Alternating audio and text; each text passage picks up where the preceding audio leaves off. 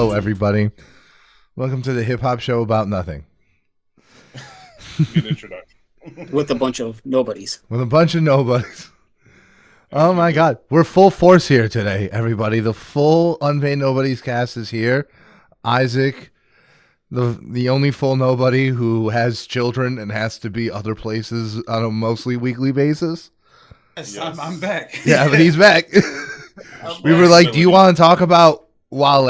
And it was like, yeah, like we gotta. Absolutely. Why not? And marriage. And marriage. Yeah, matrimony's a big.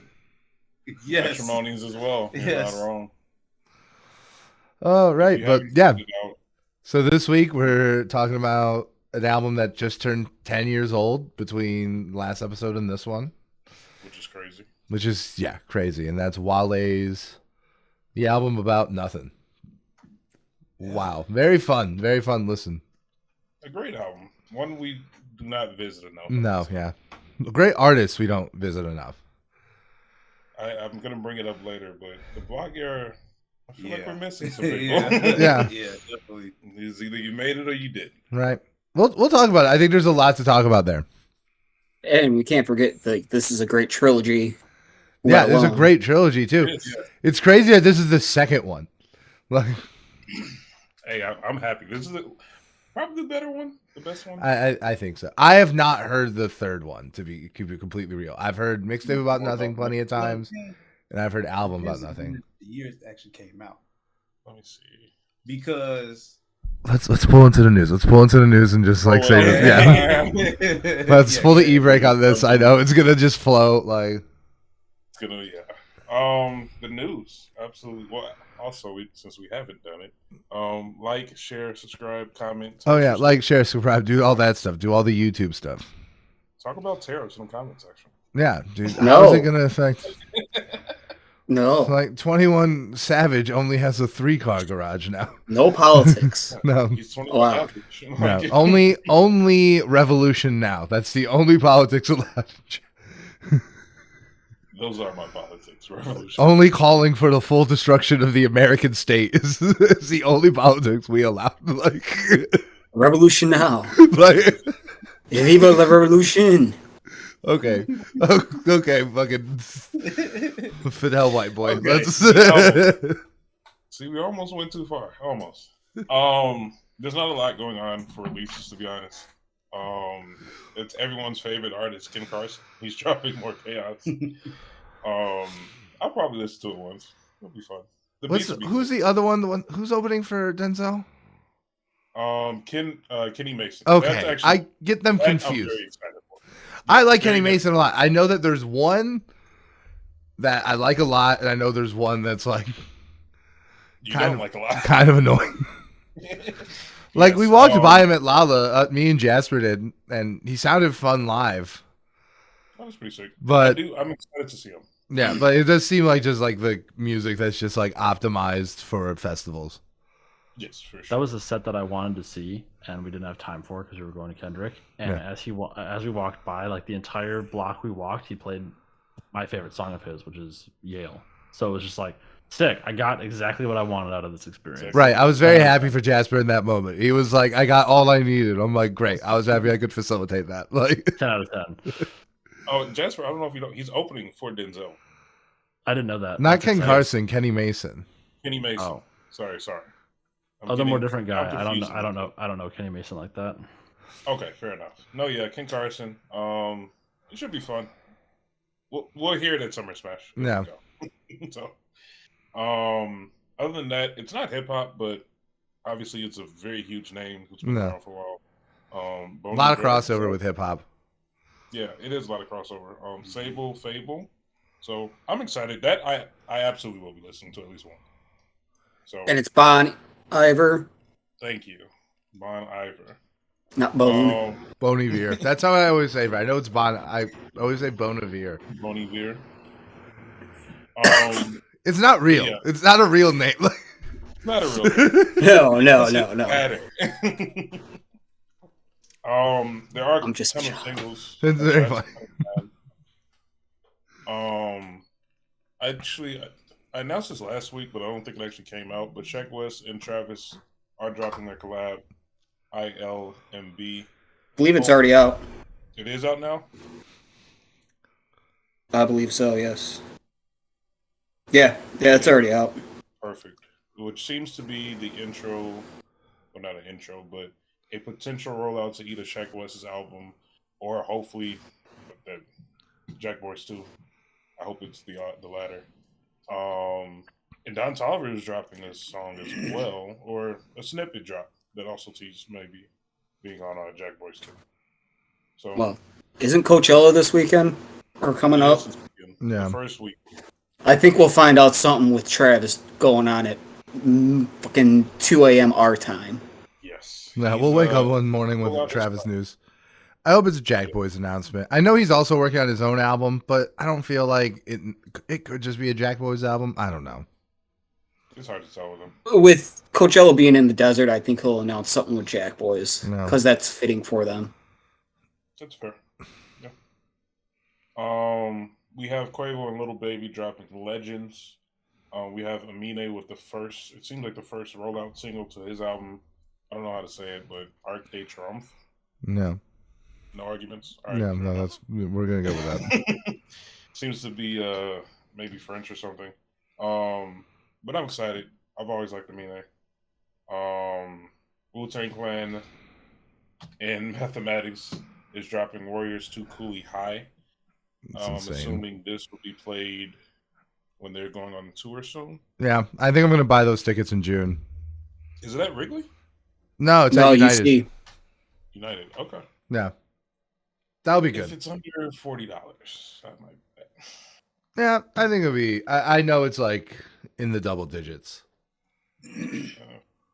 It's a classic. Yeah, they are we'll good. see. We'll see how much it is then. Like I don't know. You know. we'll see. We have plenty of shows to see this summer. Yeah, we have a very stacked lineup. It's ridiculous. Four Bats is back. I guess he's been released by Drake. In the morning he's dropping, so should be fun. Is he is he dropping it in the morning? Yeah, nice. I could not resist. I'm so sorry. Gonna be That was 7 that was the kind of stuff I get mad at Jasper for doing. I freely admit that. We leave the puns to Jasper. It's been a while, actually. No, it has been. It's been a couple weeks. It's been a couple weeks. What if he's like, I got Wale puns for days? Be cooking something up. We also have Waka Flocka Flame dropping Charizard. Great name for the song. Not really supporting him right now. Yeah, I know. He kind of sucks, but But it is what he it is. did make Harden to paint. So there's Did a lot of only things. so much I can do. Like, We let it slide. He has very low impact, so Man. I'll let him. And IDK, I don't know if you guys listened to the recent album. It is very good. Highly recommend it. He'll be dropping Clover. So a lot to tap into. We'll see how it goes. But we have the actual news. Like I said, it's a slower week. Dreamville Fest did happen. It occurred last week. There's not a live stream, unfortunately. But we did have news that it's in fact not the last festival for the city. It just will not be under its name. yeah. Seems like it's not confirmed, but J. Cole will still be included, just more backseat Yeah. on the back end, which makes sense. I feel like. Yeah. It's just like it has to, like, it's growing. I wonder with the album or with the festival name change, I wonder if the other executives he has under Dreamville, kind of wanted to detach themselves from the music festival scene because running a festival is very expensive. To book these artists is very expensive. So maybe they were realizing they're not making what they thought they would. Yeah. So put all that money back into the artist. Are you surprised he didn't perform any new song either? Yeah, No. I would have hoped so, but I don't know. He's been very quiet. He said he was hoping he would have new music by the time he that's performed, true, yeah. and he didn't. Yeah. Are we shocked? No. Unfortunately. It also wasn't on the live stream, so it was like, it'll just be for the people there. It is what it is, right? We'll see something. We get, what was it, Clouds or something that came out? Cloud. That was such a Yeah, good that song. he wrote on his I've been- blog. You know, And he started a blog like he's living in 2004. Like, Hey, Look, you guys already know. I am. I'm reading it. I'm not mad. Yeah, I was about to say I am secretly, not secretly. You guys know this. I'm a big J. Cole fan. When he comes back, I will be comeback swinging. I know. the longer he delays it, the more I am sold that this is his last album. That is also true. So we'll see. Coming up, we kind of mentioned Coachella, but yeah, Coachella officially starts this weekend. As we know, it's 2 weeks every year, so It's the prepare same for that. lineup both weekends, right? Yeah, It's the same lineup both weekends. Hopefully, we don't have a disaster like last year. Yeah, I hope there's no disaster. Yeah, I don't want. Listen, I don't want anyone to get hurt at Coachella. In reality, it's a funny joke because of who goes there, but like, What was it, I mean, 2020. it's about the same kind of crowd that goes to Lollapalooza. No, Yes, Burning but Man. Burning Man. Coachella's even worse. Coachella's just like way more expensive, and it tends to cater Oh, to yeah. like the ultra elite. That's what I mean. It's like big influencer, like that type of stuff. Yeah, They go into a desert and live in a tent for a weekend, and it's all for photos. I don't know. It's more extreme to me, in my opinion. But yeah, hopefully we'll see something good. Travis Scott is closing apparently at 2 a.m. Our time. Or 2 a.m. He's hitting the stage at midnight, West Coast time. yeah. Are they just Like that's the one thing I wish we would see Lollapalooza. Like I know there's curfew restrictions, but just imagine Lollapalooza and having a set go at 11 o'clock. Yeah, that's what you can get away with when you're out in the middle of the fucking desert. I know. Well, didn't they have problems with that with Frank Ocean a couple years ago? That was like, Frank Ocean just kind of. Oh, his performance was just trash. well, yeah, but they cut off super early. He was only out there think for that like was Frank 35 Ocean. minutes or Yeah. something. Because Oh, no, they did have a actually, curfew, and I think they had to change stuff because of that. They were like, we gotta fix this. Work with the city or whatever. Right now, a quick Google search says 1 a.m. Oh, interesting. So Still have an think hour. Travis is going to go for an hour and then cut him off, but I don't know. Straight up. That'd be fun. Thank you, Jasper. I'm looking forward to watching that the following day and not live. Yeah, I get that. Well, should we talk about the rollout and you finally getting an Al Farrell vinyl? It's coming soon. I've been waiting for this moment. I'm very excited. I like this mixtape a lot. The early Travis mixtape. Seems like the rollout has officially started. He's been doing interviews. Coachella's coming up. He's announcing his first mixtape is coming streaming. We're here, and he's not really known to be someone that kind of drags on. So I wouldn't be surprised if it's this summer. I'm predicting a July release. For his It's gonna be album, like- or for Yeah. this? When's For the his mixtape album. coming to streaming? I don't have a date actually. They didn't say a date, but I'm assuming I don't know, Soon. a couple weeks. There's apparently like conversations happening about it. I would love to see this summer go like May of 2018 went when it came to like the different Wyoming releases where it's like mixtape on streaming followed by potentially like solo whatever followed by Jack Boys 2 at some point like during the year. Like I could see that the staggering taking place cuz it happened. Well, it didn't quite happen. It was like a trail of singles leading up to Jack Boys 1, right? It was like Yeah. that happened. So that'd be kind of cool just seeing that play out over the course of the year. I think personally I would take Jack Boys 2 before his, but It's been a lot longer, yeah. No. I'm cool with one. And I'm also loving this trend of old mixtapes coming to streaming. It's about time. Yeah. I just generally like that. Like I just Yeah. just to make it like more accessible. Like I always hate having because we covered Owl Pharaoh, Yes, we did. and I hated having to. I mean, like SoundCloud isn't the worst thing in the world, but like it just breaks up the listening routine so much, and I hate that that's the way smartphones have programmed us. But it's just true, right? That's true. All right, well, that's honestly all the news. Yeah, wasn't a huge, not a whole lot of news. That Travis Scott thing was kind of the biggest thing we got. Yeah, to be honest, and we don't have any mini games going on. No, not right now. The only other news is Riot Fest has their lineup dropping the 23rd. Yeah, we'll talk about it when it's out. 2 weeks, yeah. No. It's not bad. I got huge news, but it's coming up later. Foreshadowing. Okay. Yeah. Should we jump into the topic then? Yeah, let's talk to the topic. Yeah. We have reached the 10-year anniversary for the album About Nothing. Debatably Wale's biggest album. Yeah, I would say That and so. Ambition. Yeah, debatably. This and Ambition, I think, is up there. Ambition was huge. Like, it feels like Ambition, and maybe this is just like how I was perceiving hip hop at the time, but to me, I feel like Ambition and this project have like very different audiences. Yeah. Right? Like, I remember Ambition just like, you know, I don't remember hearing a lot about it on like Twitter and like online, but I remember hearing a lot about it like from people. Mm-hmm. And then this one was like big online.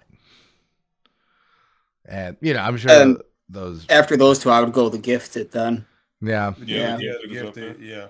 Yeah. So Wale's Because I'm looking at yeah, those would be the only three that would really top it. No.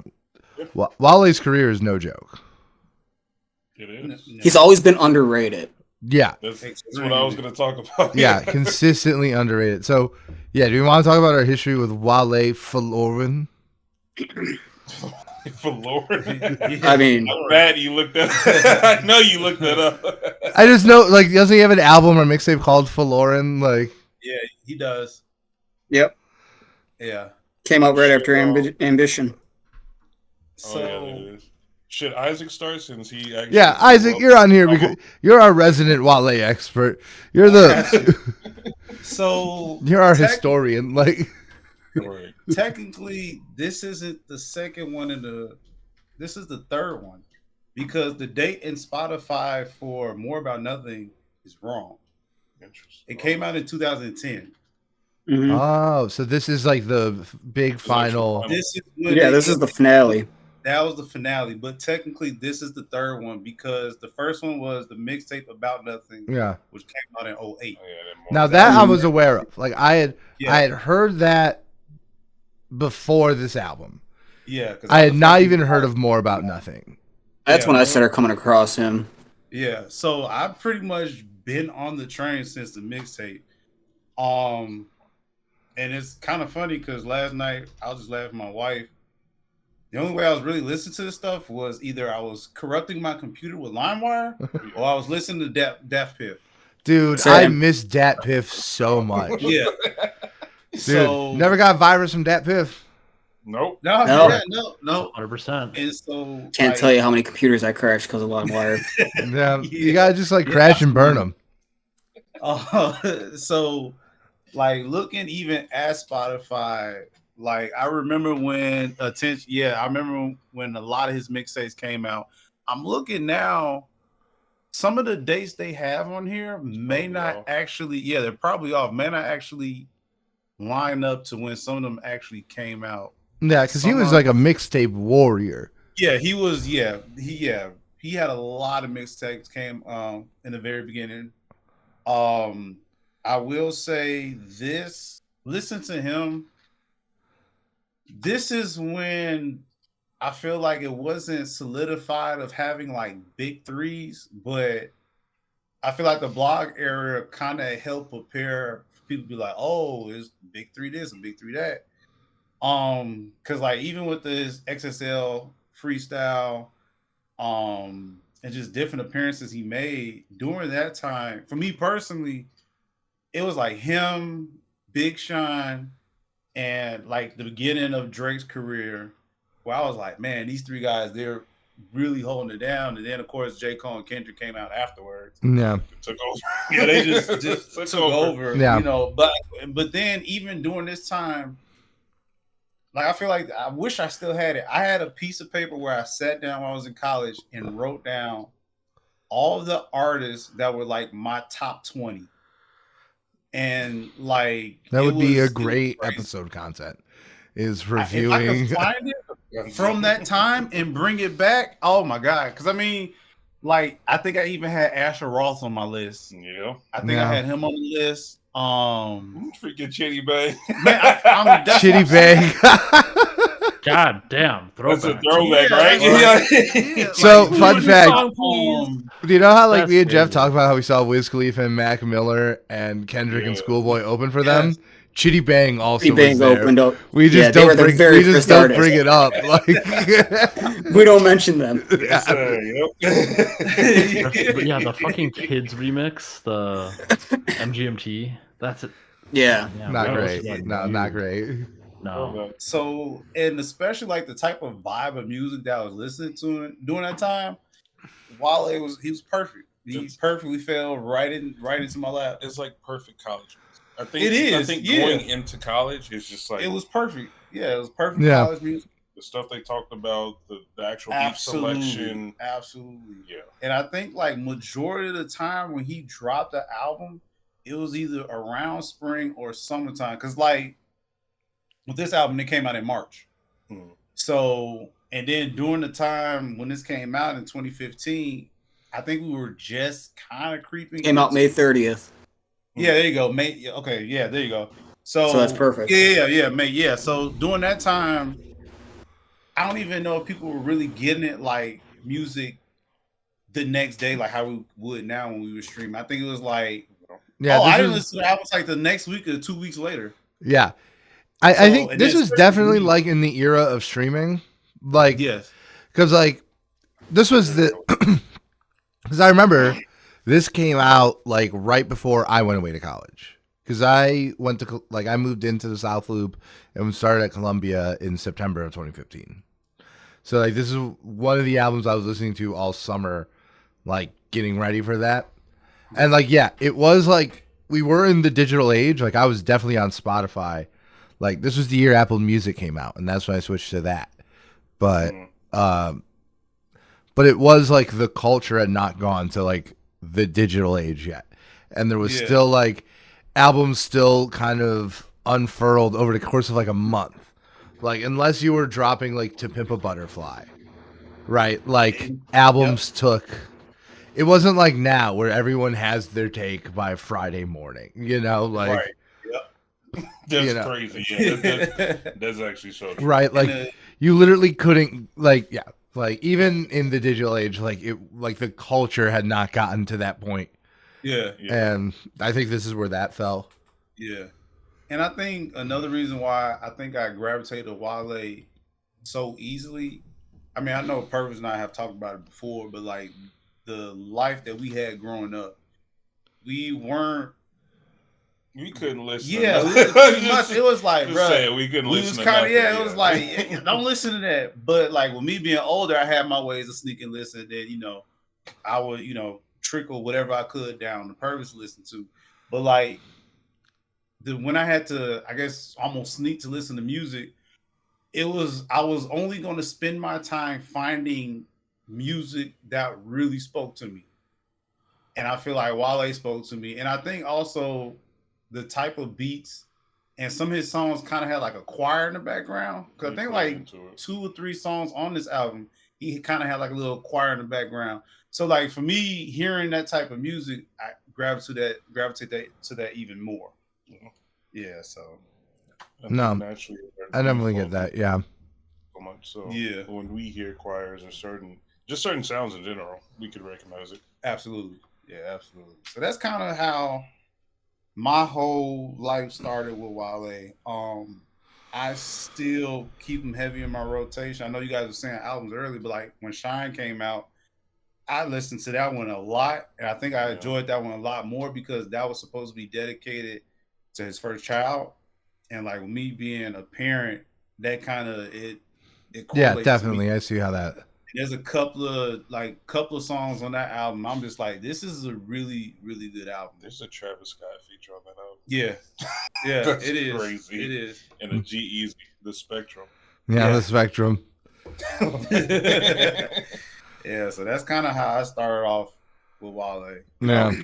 And I feel like you partially grew up with Wale.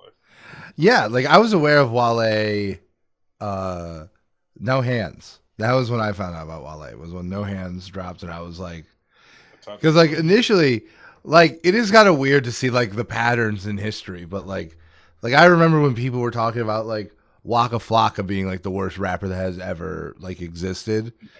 Like talk about him like he's Little Pump or whatever. And like I remember being like, oh, like Wale is like the best part of like No Hands. And like obviously as that song has aged, like I just like appreciate the whole thing. But yeah, like, he was always an artist that like I would, especially in like the early playlist days, like when those like curated playlists were first being put out. Like I was still already listening to Kid Cudi, like J. Cole, Kendrick for sure. Like so Wale would be like the songs on those playlists that I wouldn't skip, but it wasn't until album About Nothing that I really dived in. Like I like was actually kind of ashamed at like not knowing about a mixtape About Nothing until the run up to this album. Because like I had heard of Ambition because that was the one, like because I was working in Maywood at the time. I was going to Triton College when Ambition came out. So like everyone around me was talking about Ambition and like I had heard songs off of it, but like I never really got into it except for like as I started getting more into the digital like music and like hearing more and more of his stuff. But this was when it really broke through to me, mostly because of the novelty. Like in case it hasn't been, because we haven't said it out loud yet, the album is called The Album About Nothing because it's very much inspired by Seinfeld. And like that, like obviously because like I'm a nerdy dude who has like a love for comedy, like that just spoke to me. And I also do just love seeing artists be fans of things. Like I want to know like what you like because even on a subconscious level that's going to inform your art. And it's not that I need to know that like to enjoy what Wale does, but like it's fun. Nice. Yeah, it's like an enjoyable exercise. The fact that I can appreciate Still Praying so much more because I know West Side Gun likes wrestling, like it took it up a whole nother level.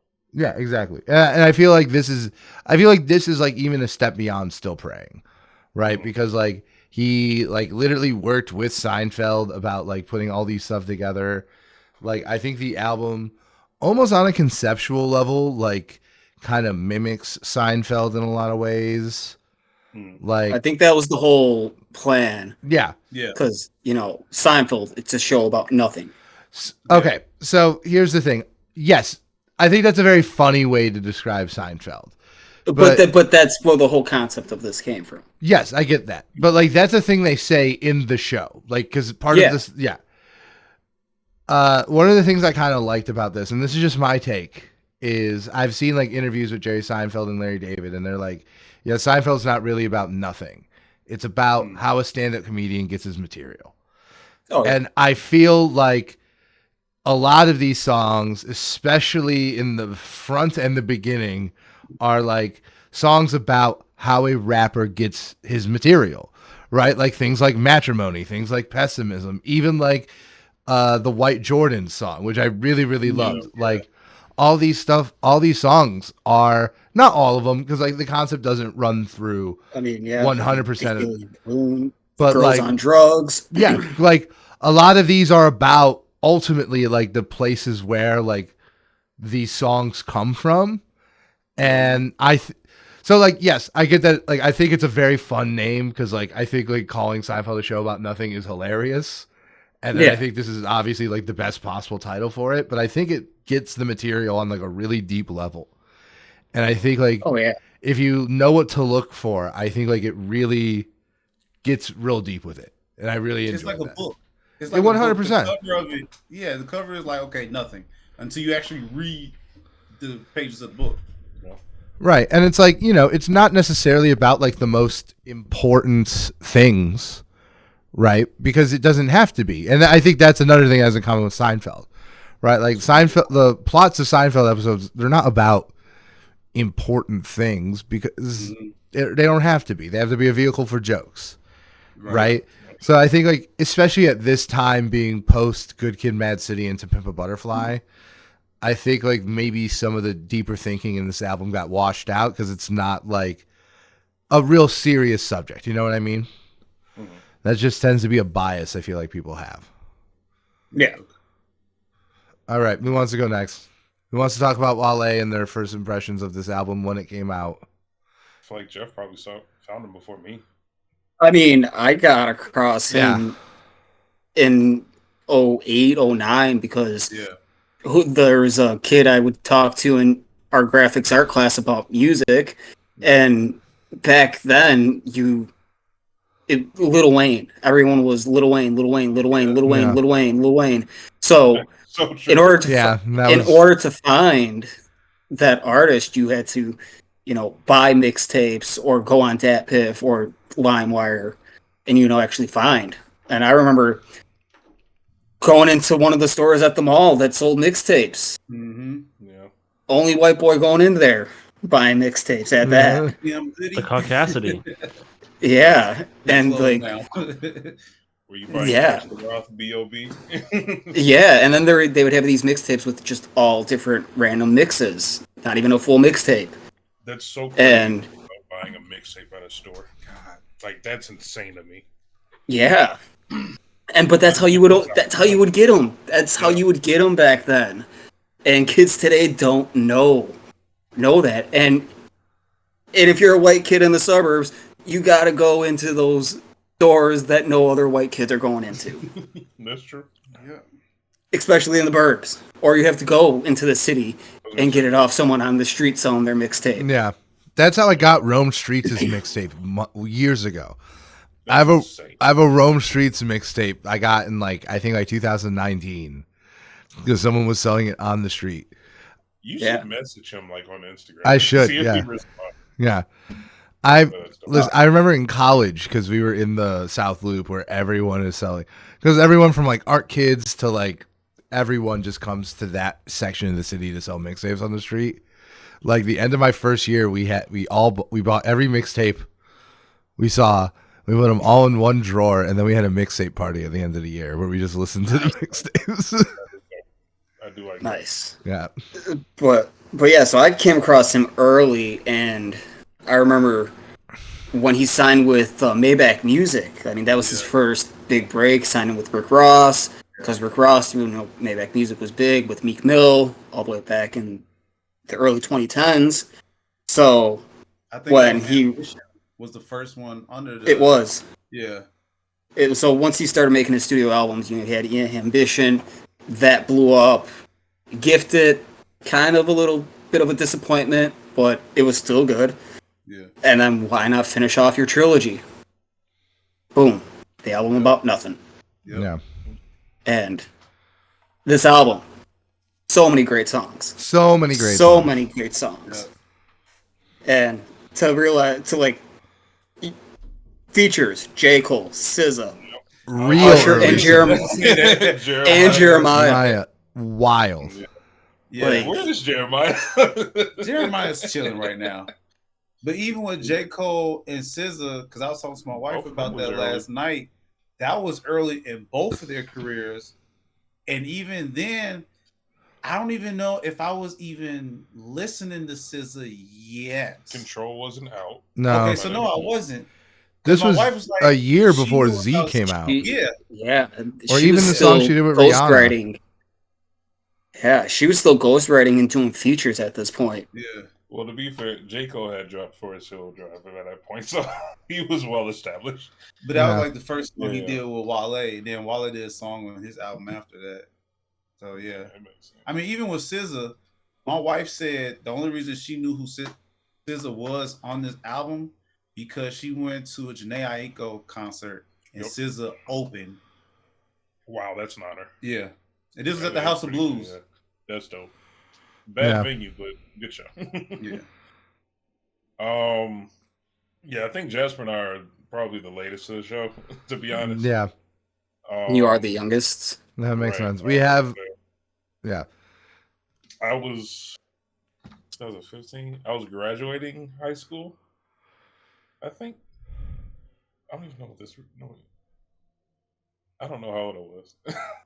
Do you not remember when you graduated high school? You would have been, yeah. you would have been I 18. didn't think about it. Yeah. Yes. Yeah. I was graduating high school, so I didn't really know too much about Wale. I think from you, I knew about Ambition. I was about to say, a couple of things you might have heard riding in the car with me, but you didn't know exactly what it was.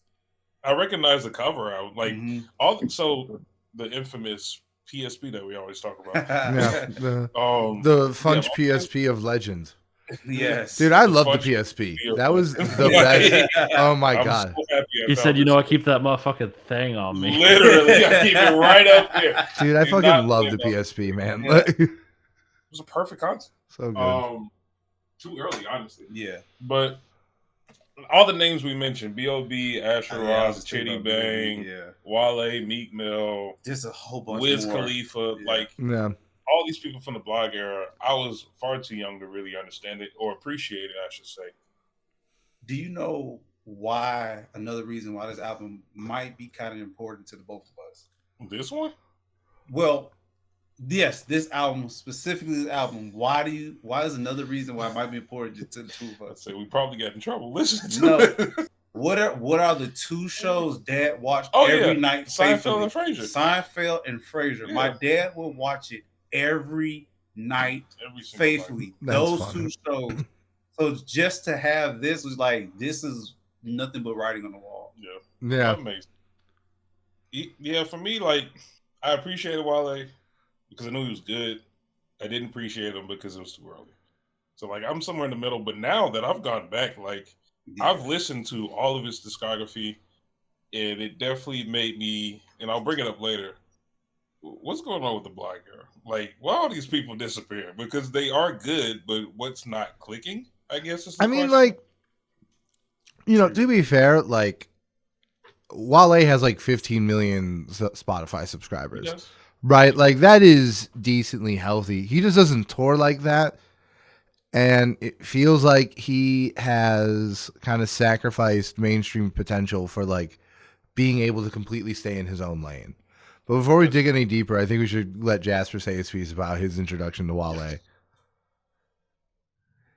don't know fucking shit about Wale. Dude, Wale's so good. What are you doing? I have never listened to a Wale album. I probably I couldn't. knew it. I probably couldn't give you a song. I know him from "Is There Any Love," where he's featured with Kid Cudi, No. Wow. and like a couple other features, like obviously Flocka and all that. That's about it.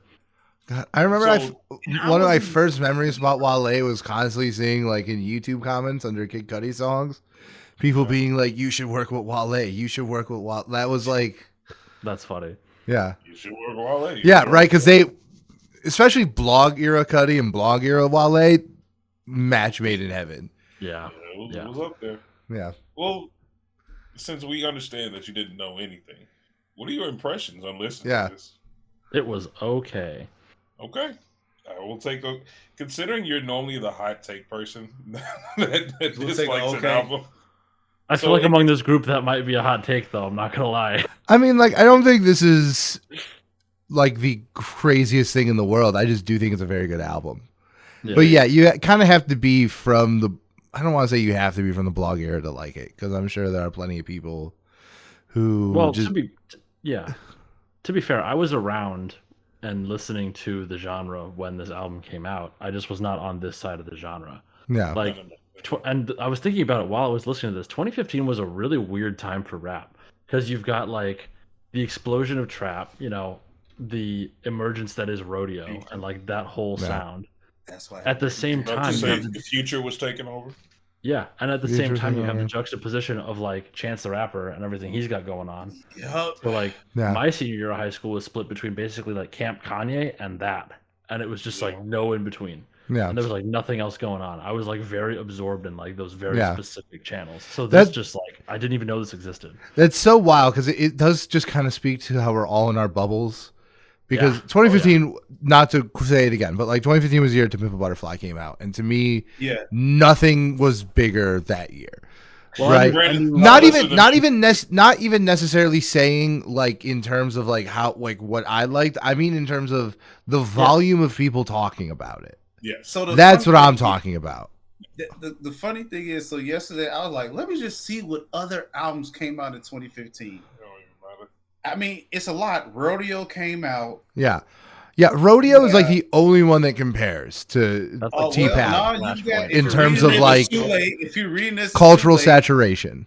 Yeah. Okay, Yeah, those what's are the called only two that Compton compare. Soundtrack came out. Which that one? was a big deal when it came out. The Compton soundtrack. Oh yeah, that was big, The Future DS2 came out. dude. I love Dirty Sprite too. Big Sean Even though Look at they Purvis. got That's like huge, Ray Shroomer, their first album Ray came out and Shroomer they did were what they crazy. were. that was Oh, yeah. that was You that, have those were Donald huge hits. Trumpet Like and the Social Yeah. Experiment Surf came out. Action That, yes, I was Action on that Bronson shit. came out. ASAP Rocky came out. Fetty Wap, Pusha T, Meek Mill, It was a lot. Lupe Fiasco dropped the album that year. So it's like Yeah, it's Tetsuo a lot Youth. that came out that year. that was a packed year. Was a pack year. And like right before 2015, we got fucking Forest Hill Drive. I remember that Yeah. was Yeah, it's like all- that still dominated the conversation back then because like we said with like because like yeah, it's just a completely different media environment.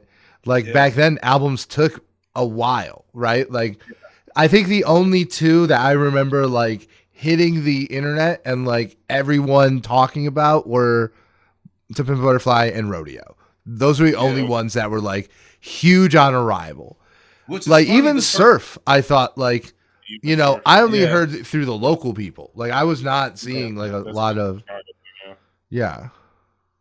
But this album, it did go number one on the 200 board just for the first week. After bet. that, Yeah. I think it dropped like by the end of the year. I think it was like in the 30s or 40s, and it only went gold. It was too much competition. No platinum. Only went gold. Too much going on. Long And live ASAP. came The out. whole That's what I'm the saying. whole- ASAP Rocky came out. Yeah. Yeah.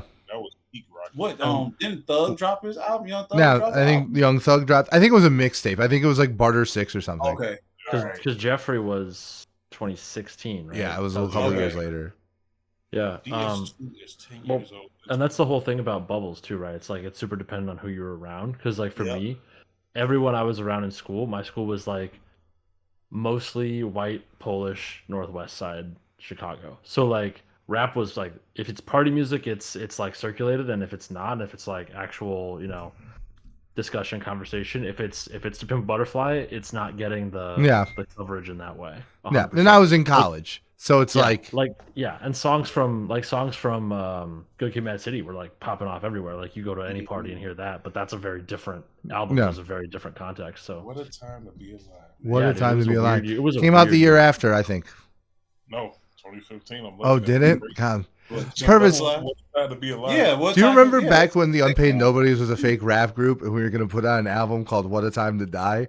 Like, We might still do it. Yeah. we might It was a that. James Bond movie. Yeah, that sounds like a. bro. Like, Dude, That's what I'm and it should saying, just be like- Black Diamonds. That's all it should be. It should just be Black Diamonds. Yeah. But yeah. So, okay. I think we all got a pretty good base level of everyone's feelings about Wale. Do we want to go through the album? Because let's talk about the album itself. All right. Do we want to go down track list first, or do we want to talk about album impressions overall? I think we've mostly touched on it. Me and Isaac certainly have, and Jeff has. Purvis, do you have feelings about this album specifically? specifically the whole album. Yeah, like specifically about this album and not about Wale as an artist. Yeah. I mean, at least for the album, I did enjoy this album. I've listened to this album several times. Yeah. Like I just said, I just got it on vinyl. I'm excited to receive that and rip that open. But I don't know if I want to go to like highlights necessarily, but I think my introduction to this album was The Need to Know. Obviously, it's the biggest song on the album. Yeah. And once I went through it, like I enjoyed it. I like how easy it is for like music from this era to kind of listen to. Do you mean don't the have to dive body? too deep. What's up? Need to know. Do you mean the? Oh no, I know you mean the one with SZA. I'm sorry. Yeah, the one with Caesar. But I would say the body is Yeah, bigger because than like the Need to body Know. was the big hit. Yeah.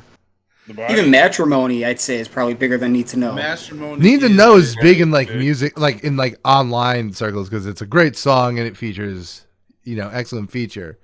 But yeah, The body got a ton of radio hits, so Radio the body play. would be. The yeah. Need to Know get all the awards though. did it? I think. Hold on, let me double check before I say that. So, It might have got awards, but it wasn't a radio hit. Yeah, I you see have what you to mean. Yeah, look yeah. at the difference. Which one was the popular opinion, and which one was the Yeah. musically inclined opinion? Yeah. Getting So I all- get what you Yeah. meant by the need to know. I get that, but like you guys said, radio wise, yeah, the body and matrimony, It's probably up there especially most. matrimony, Yeah. because at one point it really started getting on my nerves. Yeah. No, that song. I almost had Not because it's a bad song, but just that it's like 6.5 minutes long, and I heard it so much. So many times. Like when I worked at a Yeah. warehouse, and they would just play coworker music over the speakers. It would, yeah. This song, I recognized it immediately, and like, listen, it's a good song. It's just a very long song. It is. Yeah. Yeah, I but enjoy, like you kind of touched on earlier, but I just enjoy the fact that like it really is an album about nothing. It Yeah. doesn't have to be deep if you don't want it to be. yeah, And like it's nice having quality music that you don't have to think about. right, yeah, because there's Put it on still shuffle and not worry. yeah, 100%. I think this is the perfect example of an album that works incredibly well as an album and then also as a playlist. Yeah. Like I know there's a lot of like Seinfeld stuff in it, but honestly, I don't think I would even blink if one of the Seinfeld intros showed up while this was on a playlist for me. I think If anything, it'd be a relief almost. Yeah. Yeah, I think the other two had a few more either skits or more lines. Maybe Yeah, from dedicated the show. to the whole intro. Yeah, it had Yeah. a little bit more than this one because even though this one still follows the story, Yeah. is This one Yeah, has the to most me, without the Seinfeld Yeah, without, conceit. Yeah, Which is well, I crazy believe because he actually believe- worked on this one. He did. yeah, he did. yeah. Well, I believe Jerry Seinfeld in real life became a fan of the two mixtapes, It was because of his wife. and Yeah, because of his wife. and then they Yeah, his connected. wife. Yeah. That Yeah. makes sense. Yeah. I think they were at some show and Wale introduced Mhm. himself and told him how much he loved the show. Yeah. At first, Seinfeld was like, we'll see. And he listened to music. He liked the music. He told his wife. And his wife was like, he's one of my favorite artists. You got to do it. Makes Yeah. sense. Yeah. I don't know. Should Yeah. we go through the highlights then? Yeah, I mean, what was everyone's favorite song? Because, like, I gotta be honest, I think "The White Shoes" is mine. So with the white shoes, I have a lot of respect for it because if you grew up watching the show like I did, besides the Fresh Prince, Seinfeld was one of the only other shows out Mhm. there where Yeah, someone was shoes. rocking like really good kicks. And I He think knew that shoes, which he was knew way shoes. off. He was rocking some of the latest shoes during the time. So He was that- such a big yeah. star. He was getting all those releases before they were Yep. releasing. Yeah, It was, Yep. it was And I Jerry think that's why Seinfeld him Will and Smith. Wale got Yeah. along so well as well because Wale is still known as like, besides PJ Tucker, like Wale is still like another huge shoe person. He still gets exclusive stuff from Nike. And then you think, like you said, with the blog era, during that time, it was cool to wear like basketball, like real basketball Right. shoes every day with your fit. Say wear them out. Yeah. Yeah, like wear them A out. lot of people just sit on them, and Yeah. I'm guilty. I'm not gonna lie, I am guilty. But yeah, you actually Jasper over there.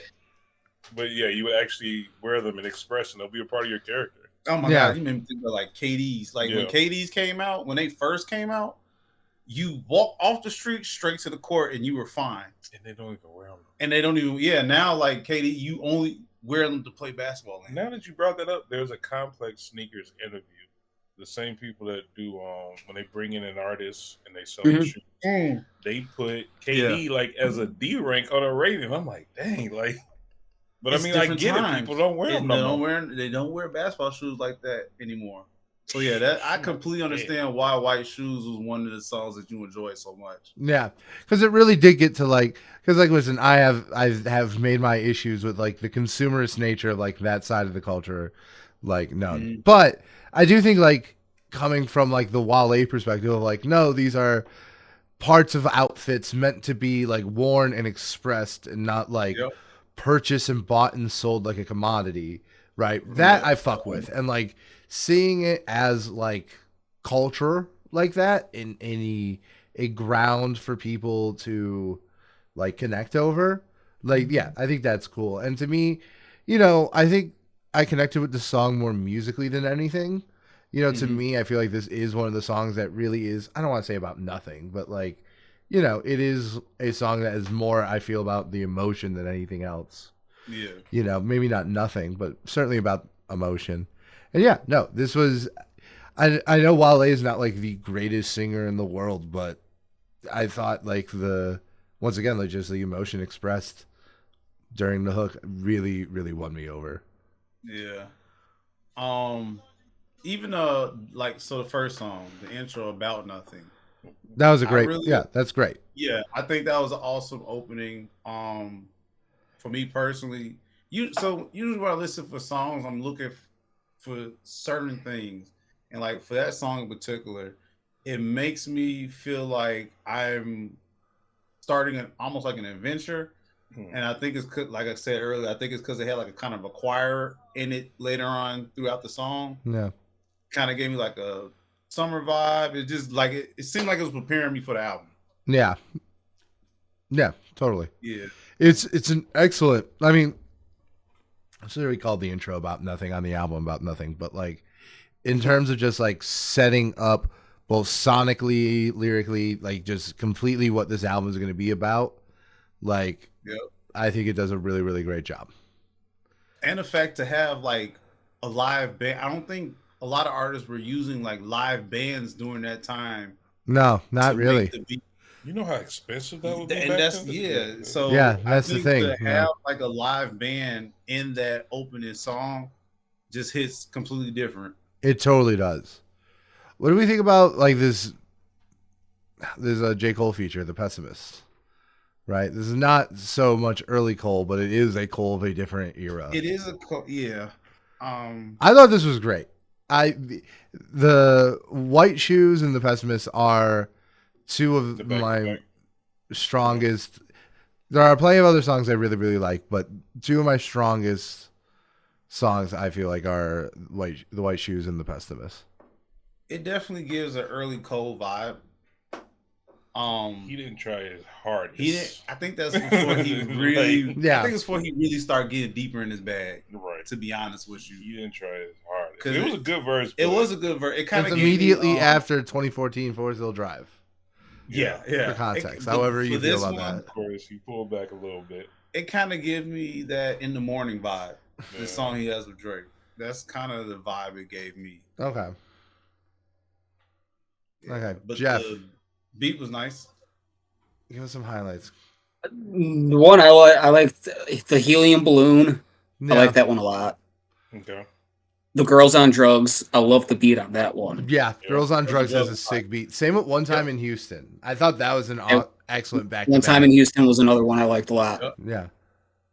For me, it's the God Smile. I don't know why I like that song so much. The God That Smile was is that one excellent. good. I really like the God Smile. And really, I like a lot of them. Like, there are a couple songs I feel like maybe don't hit as hard for me. You know, Mhm. but, that's any album. Every single song hitting is uncommon. But, yeah, no. I also do, I know we already talked about it, but I love The Body as a closer. It's close, yeah. Right. Yeah. I mean, It's a great closing song. It's a great closing song. I also appreciate when an artist, and this is completely like requires context and a whole lot of things, but I like when an artist closes with the big hit. Like I like Yeah. when that's the last song on the album, just because it feels like it lets the album kind of be its complete thing. Here it feels more like it's an intentional ending, but I kind of like, if you're going to put this big song just because it was the big song, like put it towards the end. And it's one thing we don't see too much of anymore is a rapper having an R&B artist as a feature. Man, Yeah. we keep bringing this up too. We They- need they more need of it. This song is the perfect example of the two meshing perfectly. Yeah. We keep bringing it up. We need artists. It is insane how rare that is now, considering just like different how genres. Like, naturally it was so the two automatic. genres go together. Everyone's going country now. Man, it's a hit every time. You get a good rapper and an artist to come on Yeah. for a chorus. And It's a hit. like it feels like the only R&B artist that features on rapper songs now is like The Weeknd and occasionally SZA, And SZA. right? Who was on this, but that's not the point. Like They've been doing Like this an for a Usher. decade. Like, We're talking about Usher an Usher or or Jeremiah. Yeah. So, And like I would okay, love for more representation from like the Let me ask a question. Well, I don't know if it's a question or a statement, but who gonna do it? not necessarily who gonna do it, but the time that this album came out, it was normal to do something like that. I feel like music category and genres have became so diversified. Yeah. Give me anyone featuring Teddy Swims. Yeah. Teddy Give me- Swims Give would me be perfect. Jid and Coco Jones, right? Like I think that works great. Like There's so many artists out there now that I think would be perfect. But do I see what you're going for. I see that like a lot of hip hop now just does not lend itself they to don't. those I kind feel of like inclusions. with us, we're looking for a certain level of music. But when you look at the mass population and when these artists try to please the mass population, is the normal listener looking for that awesome collab of R&B and hip hop together? I feel like the only way to approach a question like that is to look at what's actually done. The only thing I think Exactly. of recently is Luther. Luther has Kendrick and SZA, which is unfair because they're both already huge. They're already Hold huge. up. Yeah. I And know. that song And is they're pretty huge. kind of under the same label. Oh, Tyler Jasper- Creator Kind of under featuring the- Daniel Caesar. Who? Tyler the Creator featuring Daniel Caesar. Is That was a not- great song. It was not a huge hit.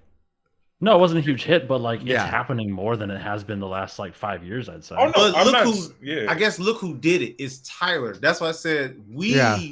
listen Sure. to a certain group of people. Yeah. We appreciate that type of music Yeah. because And like we are people that listen and like to that yeah, type the kind of people who listen to Playboy Cardi or Yeats, right? Like They're what kind of not looking R&B for it. singer is gonna Yeah. I Yeah. also gotta add. I don't know if we can count this Daniel Caesar one. You talking about Say Chroma? Yeah, why not? Okay, so I guess. he is singing. wait, It is I think he's it counts. singing. I think Yeah. it Okay, counts. we'll count it. We'll count it. I think it just counts thinking, like, creatively. I think if we're using it as an argument for like, oh, is this what people want? I don't know, but like I think it Yeah. counts. and I think it's a great song. That's not what I'm saying. Yeah. I just feel like in the structure of how it used to be that we're referring to, an It's R&B not the artist same. would come in and do a specific chorus. Oh yeah, he's Yeah. not doing a big sexy hook. You're right. Yeah. No, he's not. It's just a voice in the background doing the intro, and then Tyler takes off when the beat drops. Well, Yeah. that's not. I will say that his whole melody though is kind of a hook. That Yeah. can you feel the It light? is. That is a hook. I do think it is close. I think And- it is close. I think it's close enough, to be And I will honest with say- you. I will say there is a reason that style fell out of fashion of Okay. R&B somebody on anything hip hop because it was overdone and it was really for a long time in the late 90s early 2000s. You look at examples from everybody from Tupac to Eminem and you've got examples of like guy lays down a verse of some kind and then you have Mhm. some like floaty female R&B vocal over the chorus. Yeah, And it's just like yeah. it became really overplayed or like an overdone style. So the industry moved away from it, and now we're starting Yeah. to circle back, and it's Yeah. we're doing it in more interesting. I wouldn't. ways now. Like, I wouldn't that's true, necessarily yeah. say we're circling back because now everyone's going country. You're seeing Well, that's all fair. these rappers make a country Yeah. country song now. Big extra plug. Yeah. I mean, that's true, but like none of those I agree that it's coming back now. I just don't think like it seems like it was big until like 2013, 14.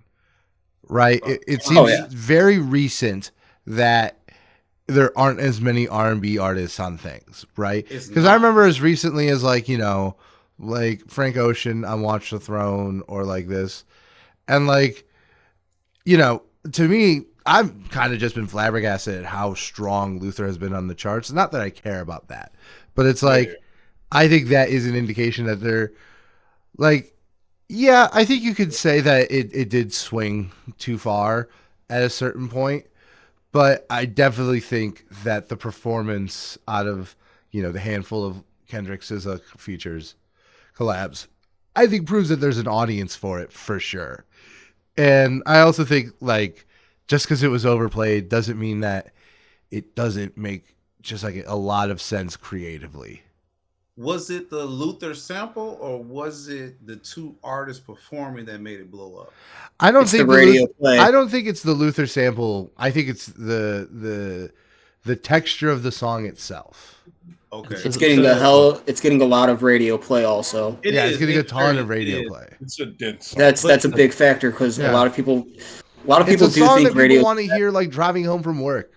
Yeah, you but- know, like, Well, to my point, as the person that works in radio, a lot of people say radio is dead, but the younger generation listens to radio more than the We did? millennials did. yeah. Yeah. Really? Yeah. I would not have guessed that.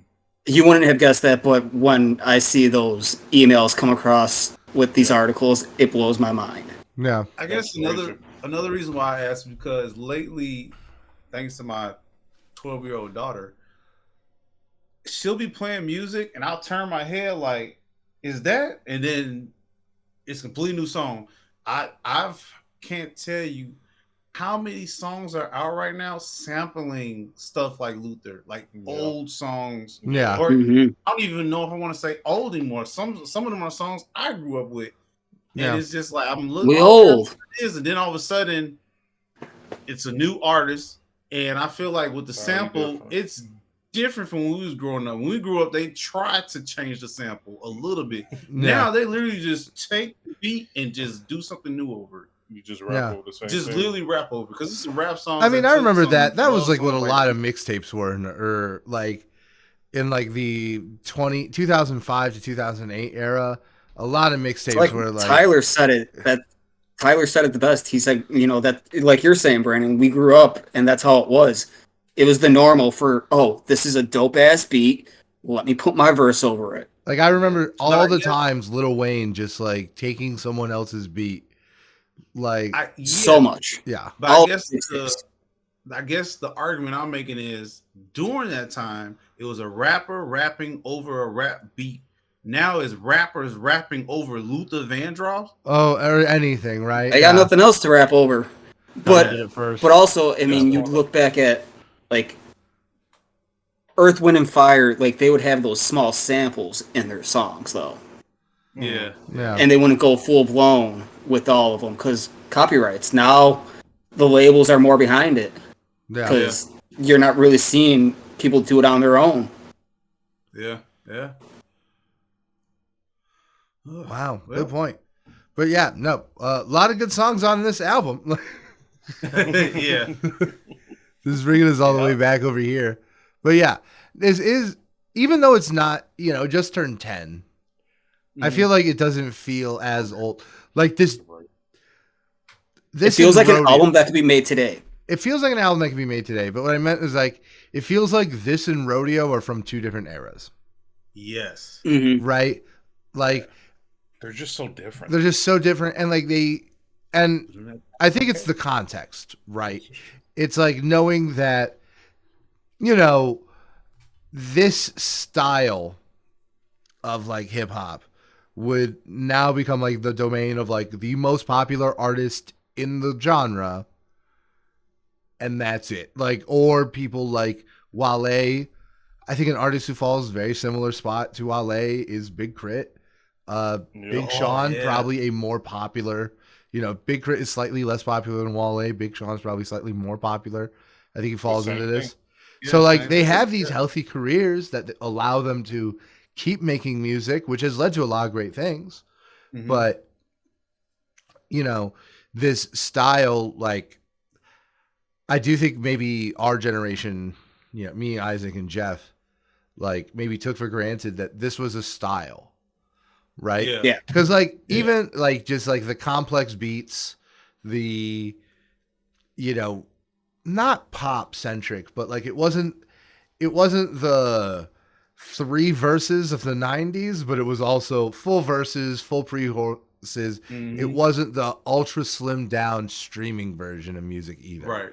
And there was way more of a focus on melodies. I think another reason why, I actually think another huge reason why there are a lot less R&B hip hop crossovers is it starts in this generation is artists wanted to start doing it both, right? Like you have people like Kid Cudi who just wanted to do the singing too. You have artists much more I guess I wasn't wrong. Like Tizo Touchdown, right? Who like they just want to do both, and I feel like that's way more common, right? And I feel like it goes hand in hand with like the more DIY attitude, right? We can blame Drake. Yeah, I mean, I don't. Yeah, like Drake. Yeah, you can't blame Drake actually. Bad. Like I just mentioned the good ones, but yeah, I guess you could blame Drake. That he is the mold. Everyone is like the guy who does it all. Yeah, because you figure, I mean, he was rapping through his mixtapes, and then once he started making his albums, like he Take kind Care of- was like not like some people just consider that an R&B album, and Yeah. it's also his best album. I was gonna say, let's not sit here and act like it was a bad thing, though. No, yeah, it was his best. no, yeah. No. he just decided to go in oncoming traffic. Listen, I'm just gonna say Said it. oncoming traffic. I'm just gonna say it, man. Like I like Drake with the melodies. I don't like Drake when he acts tough. Yeah. Like, True. so It's true. you know, this Take Care, like the R&B focused Drake stuff. I love that shit. The second he stops acting like an insane person on the internet, I'll happily go thug, back and wannabe still, thug. yeah, I'll happily go back and listen to Take Care. The album that came after that, Wu-Tang Forever and Pound Cake, all the way up to the mixtape one that came out the same year as this. I don't remember.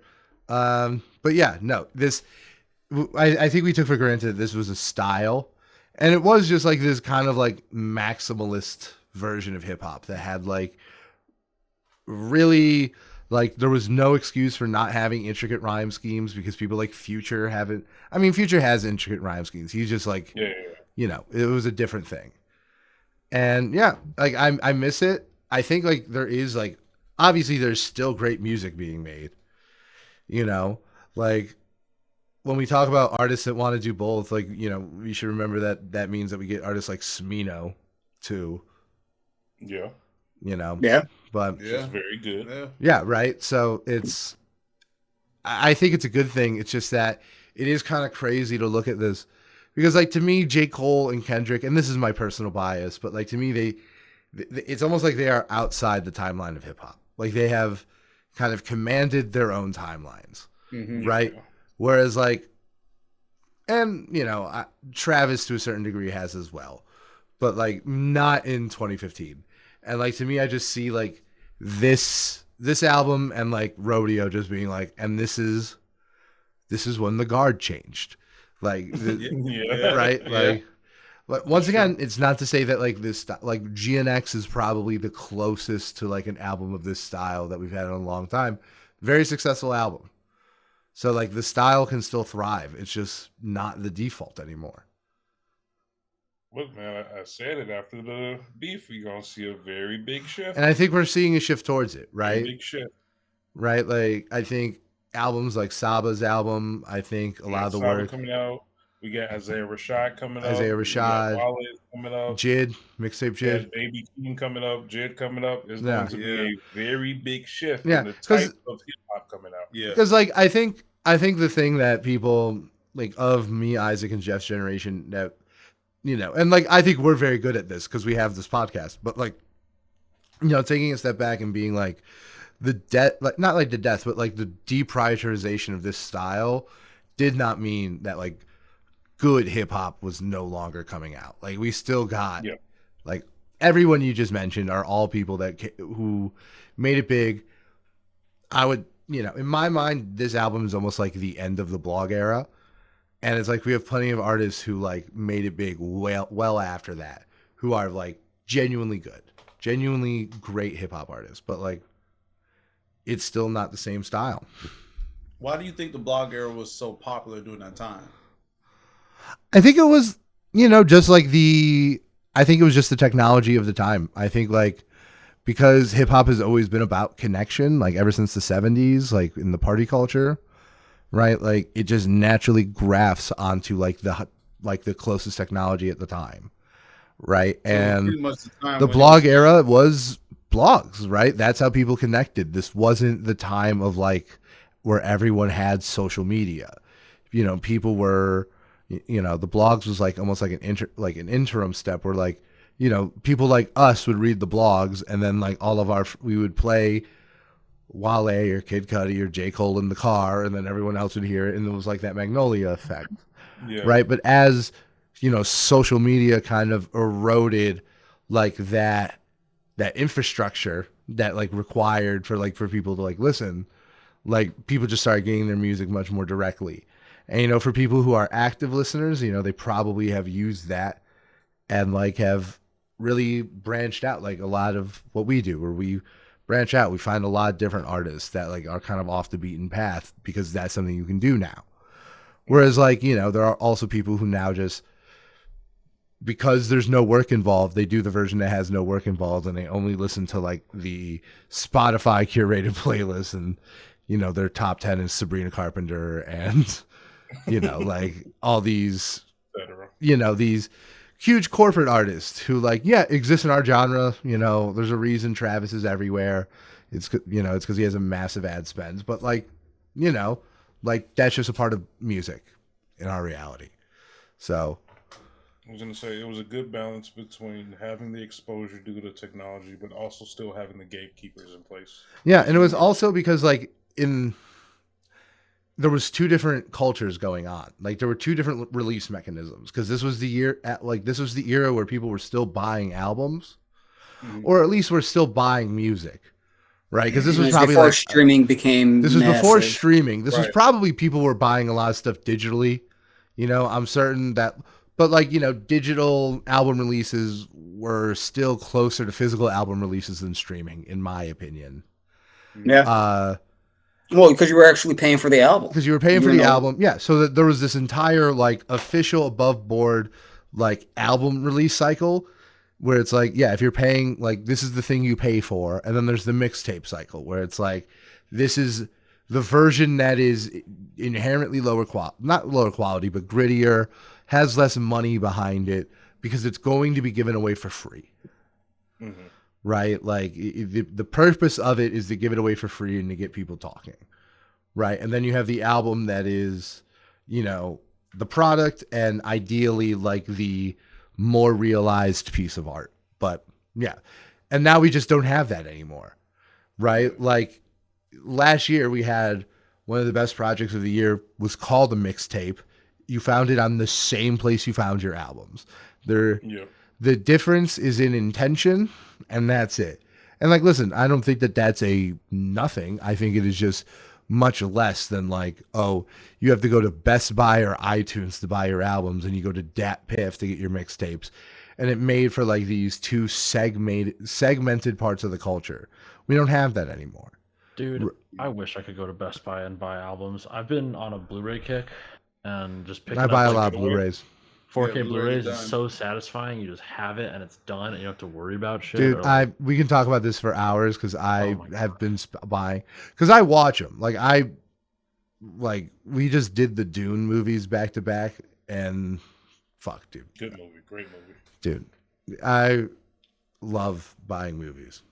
10 out of 10. No. But yeah, Should we, no. Yeah, we should I was probably going give to it say, a grade. should Huh? we talk about his next project and then wrap it up? Yeah, let's talk about his next project.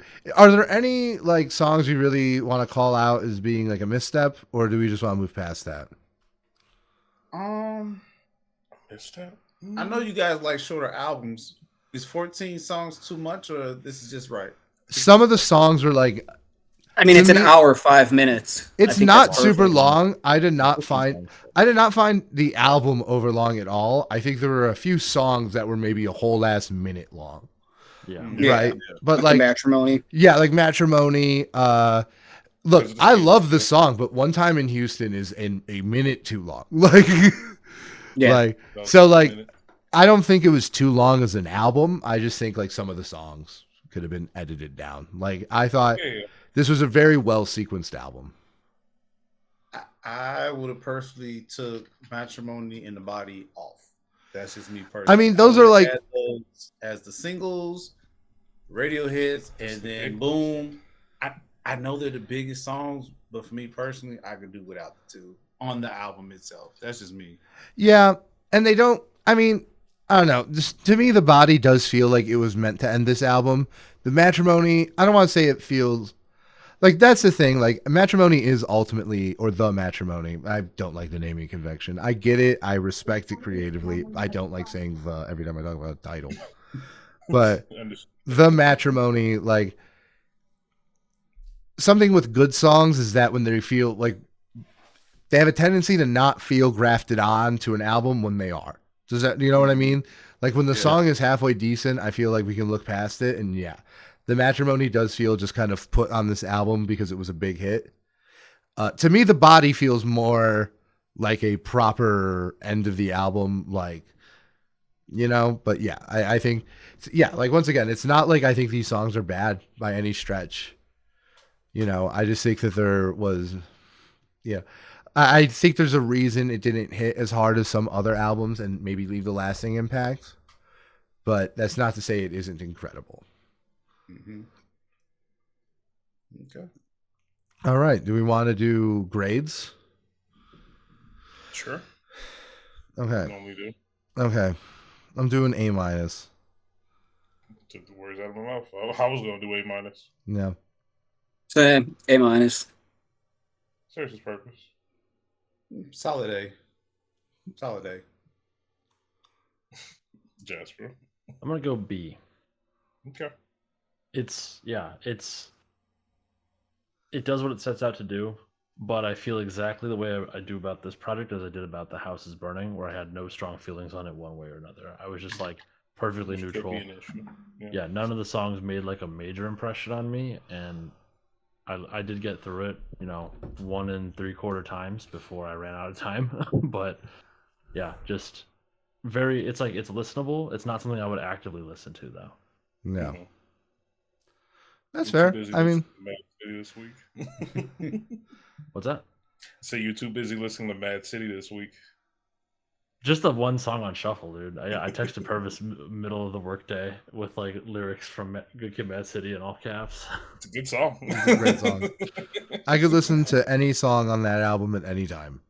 Yep. Yeah, does not matter. Maybe not Dying of Thirst. Not that song's not great. It's just that I will listen to Dying of Thirst anytime. I don't all care. The time. I listen to if I'm like sad, I don't want to listen to Dying of Thirst. Like when the Drake beef was in full swing and people were coming at me about having not liked Drake for a long time about this, because Purvis, people had come at me in the past with you present about not liking Drake even before the beef.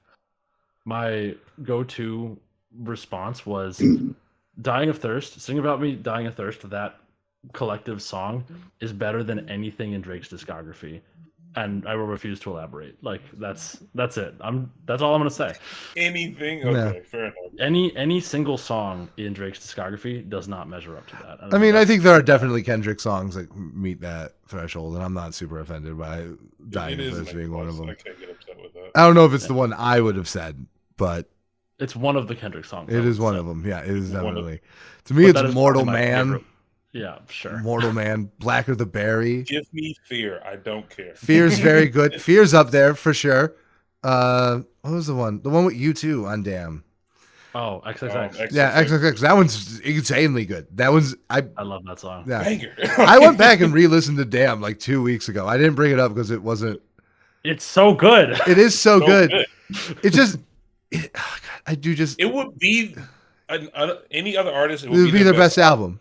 100%. I think it's better than Mr. Morale and the Big Steppers. Like, yeah, I think it's way better than Mr. Morale. Yeah, I think it's Mr. Morale. Gets little pop era as a treat. Just little pop era. I do stand by that. I think GNX is just Damn but better though. I have to think about it. I do just think because they're both like tight and mighty. Yeah. I think Damn is like very pop oriented and GNX is very West Coast oriented. But I feel like the same way people compare To Pimp a Butterfly and My Beautiful Dark, Good Kid, Mad City. God, these long ass titles. Right. I compare Damn and GNX, and yeah, I get it. It is very good. DNA is insane. I got that's up there for me. 100%. I just pulled up my Spotify homepage, and Bodie James has dropped another single. Dude, I skeeted about that on Blue Sky. I literally. Should we get to those our 2 songs for the week? Yeah, definitely. All right, who wants to go first? I will go first. The song that has been my feed for an entire 2 days at this point. Random 40-second French chiptune track, Le Poisson Steve. 10 out of 10. Top tier. Insane. Complete earworm. I can't get out of my head. I'm going to need you to write that down. I'm going to write it. Don't worry. Don't worry. I'll just go next. I heard the sample to How You Feel from Honcho Jack Honcho.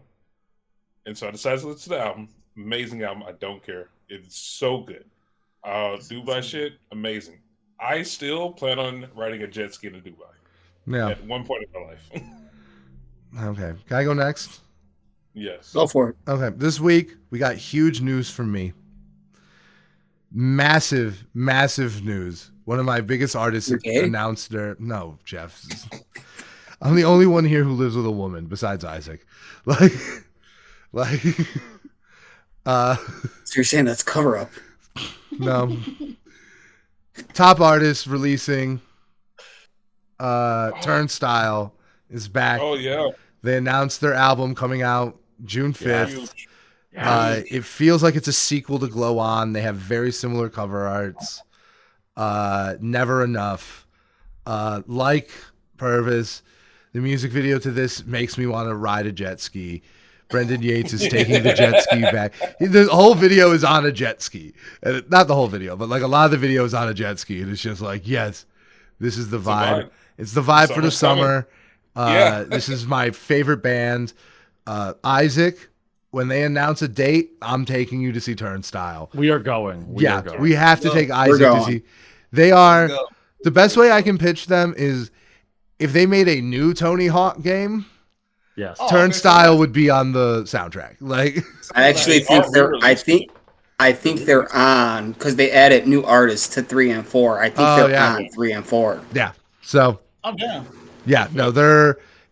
Glow On, I think, is the best album to come out this decade so far. I think it's like just insane. I listened to it twice this week because I'm just so excited for this album. Like, quite literally, the only artist that I would be more excited about than Turnstile already dropped in the last 6 months. So, like, literally the only thing Baltimore has going for it. And they also have Stavi Halkies. I don't know what that is. He's a comedian. Hey, see him next week. He's a comedian. He comes from Baltimore. He's like the best working comedian. Do yourself a favor. Oh, is that the super Greek guy? Yeah. Or not? Yeah. Okay, I've seen going him. to see him next week. I didn't know he was Stavi. I knew the full name, but yeah. I've seen his stuff. He's good. He's very funny. Yeah. They got him. They got John Waters, and they got Turnstile. What a lineup. I'll go next.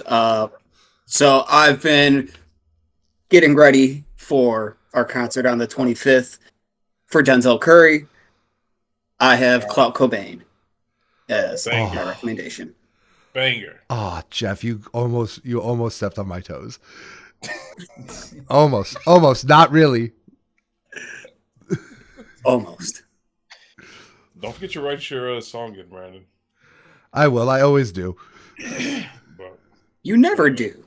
I Yeah. was gonna say you never do. I edit the podcast. Leave me alone. Like, I edit and upload the podcast. I think people can write down my song for me. Hey, I'll make the doc. I'm not doing it. Oh shit. All right. Isaac. Me? Yeah. Jasper, me? Okay. I am going to pick St. John featuring Black and Kehlani Ransom. Insane. That actually, he used to be one of the Angel Boys. St. John? I like St. John. Yeah. He used to be one of the Angel Boys. He's really good. Okay, good. Jesus. I haven't heard of St. John's. Oh. I think we did a full cycle. Yeah, so Did we? Yeah, it's Jasper. Purvis. It's Or me again. Jasper, yeah. I'm going with a song that exhibits the trope of rapper followed by pop or R&B girly doing the chorus or another verse or something, and that's Childish Gambino, Pink Toes.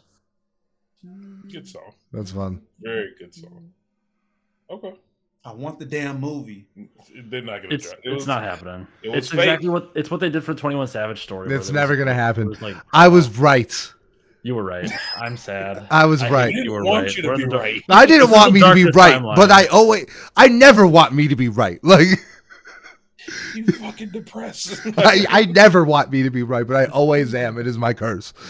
The weekend one is coming out though, and I didn't think that one would either. So that one's getting trailers. Like, Yeah, well, we'll see if he's able. we'll see if it's And good. we Like, showcase. Oh no, Jasper. You finally got the pun in. Yeah, that was a really bad one. I'm gonna let it. You brought it up. I didn't Yeah. catch it at first. Anyway, Okay. I think I'm the only one that still has TikTok downloaded. Yeah. So- No, I do. okay, fair enough. I never deleted bring it. all I'm exclusively on Red Note. Sorry. No. Red Note. Jesus. Okay. I read the Quran. That's my social media. There it is. There's a song trending on TikTok. Malcolm Todd, Chest Pain, fantastic R&B song about heartbreak, and it is trending. Everyone's been singing it. Highly recommend it. God, bro. I'm sorry. All Okay. right. My next one. Oh yeah. It's Yeah. Yeah. It doesn't really matter. Jeff can go next. No. I forgot your neck. Go for it. Okay. So my next one is I'm doing the exact same thing as Jeff, but I'm getting ready for our Denzel Curry concert. And it's also spring, and I've been driving around a lot more than I would like to. So I have like a playlist of like refreshing spring songs. And this one, despite the name and the album it's on, I feel like very qualifies. And that's Black Balloons by Denzel Curry. Like 4 tracks before Jeff's. Yeah. Like, That was close. yeah. But yeah, no, Black Balloons by Denzel Curry with Gold Link before he got canceled for his dumbass statement about Mac Miller. That was Like, wild. Idiot. No, wild. Absolutely deserved what he got. Could have just said nothing. Yeah, could have absolutely said nothing. Like I'd like some Gold Link songs. I'm like, What the fuck does he know about Mac Miller? Yeah, exactly. Like, that was a joke. That was very good. Like I wish we had a reward system. Like We do. It's called a soundboard. What is wrong? no, with we you? can't do the soundboard. It bothers my brain. Like One time, make it Had the to do hook some. for forever. Like I was actually looking. While you were talking about it, I was looking for the Maybach music clip. Yeah. Maybach music, just randomly. That would have been perfect for this episode. I'll God, grab that we out gotta of have the Isaac on more often. Yes. Clearly. All right, I'll go with my next one. So it's Big X the Plug and Jesse Murph, Holy Ground. No, It's off his most recent album. It's him and a country artist, and he's killing it in the country game. I can't lie. Yep. He's crossing over hard. Yeah. And quickly. Country fans are falling in love with him. Yeah. Yep. I mean, I get it. I listened to Take Care by him. Very good album. Great album. I was screaming, "Hey!" for the next week. Like, Very good album. Like nonstop. Yeah. Yeah. Oh man. Waiting for the day where he gets announced for Country Thunder. amazing. That will be a day. What happened? That would shake up the crowd. They would be very upset. Hey. Yeah. We're home. Oh man. All right. Who else has to do their second song? It's just Isaac. Just me. All right, Isaac, send us home. I was torn between 2 songs, but I think what I'm gonna do is to stick with the blogger era. I'm gonna do Big Sean, Bigger Than Me. Okay. Oh my God, Have I decided? Yeah, from I Decided. that Something Low-key is bigger than- such a fantastic. blog era song. Yeah, I bet that on mine Actually, too. fantastic album. Yeah. Yeah, We'll be getting it. I don't doubt that Big Sean has really good albums. I heard Detroit 2. Detroit 2's awesome, but like, This is better than Detroit too, by like a mile. Is in my it? opinion. okay. Yeah, it is. Yeah. I decided it's actually like a really good album. Yeah. Okay. in my opinion. Okay, I'll listen to it this weekend. Maybe I don't know. I'm gonna be busy this weekend. Anyway. All right, guys, that was the Nerd episode. shit. That was the episode about nothing. Oh, that's what I'm gonna call this one. Yeah, episode about nothing. There you go. The podcast about nothing. Yeah. Like, share, Like, subscribe. share, subscribe. Tell us we suck. Tell us that we will never get the blog era back, and we're old, and we're holding on to the passing sands in the hourglass of time. Tell us what your favorite Seinfeld episode is. Yeah, tell us what your favorite Seinfeld episode is, We'll watch Seinfeld together. Is it the no? Or talk shit about Seinfeld. or talk shit about Seinfeld. Yeah, fuck that guy. You know how I remember that Jerry Seinfeld is a pedophile? Oh wow, okay, he was canceled. Well, he wasn't canceled. He was. This was before canceling was a thing. But when he was Oh, nice. when he was 38 years old, he was dating a 17-year-old. So I just remember 1738. Hey, and that's Huh? like the actual ages too. So like it works. And that's just every time I hear that song now, I think about Jerry Seinfeld. That's very good. That's very good. My favorite one is Another it one? relates to this. It relates to this. It's very funny. So he was on a panel with Chris Rock, Louis C.K., and that British comedian Ricky Gervais. Ricky Gervais. Yeah. Yeah. And they were talking about should comedians say the N word.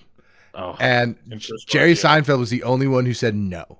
Like even Chris Rock was like, "Yeah, it's fine," and he's like, "No, I don't care." And That's people why Chris Rock responded gets to smacked. that with a meme that was, "Here's photo proof of Jerry Seinfeld not saying the N word while he drops off his high school girlfriend." Like, Yeah, it's like he Like- left the saying. Well, he left the saying at the N word to Kramer, and we saw how that turned out for him. yeah, we talked about that before he got on. All Yeah. right, everybody, we're gone. We're done with this week. Cut Bye. the show. Just cut it.